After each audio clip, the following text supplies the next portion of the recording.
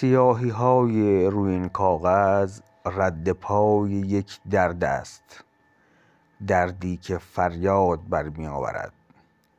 این نوشتار یک تصویر است، تصویر یک فریاد. با درک این سیاهی نوشته ها فریادی را دریاب. من برای اینکه کتابی نوشته باشم کاغذ سیاه نکردم. من حامل یک دردم، حامل یک پیغام، پیغامی آغشته به درد، پیغامی به رنگ نجوا، به زنگ فریاد.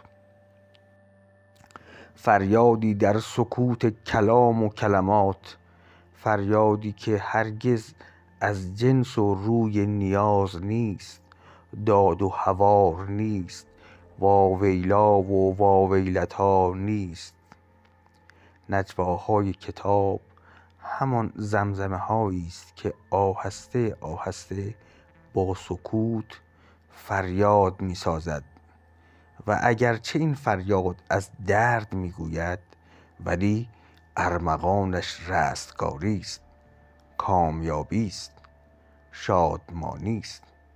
این فریاد سرشار از حقیقت است، سرشار از شادی است، سرشار از بشارت است، نویدی که با هشدار همراه است.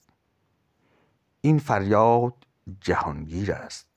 هوش دار که راز کمال پرهیزکاری است، پرهیزی که در راستای دوست داشتن است و بدانید راه پرهیزکاری دوری از 40 نارواست.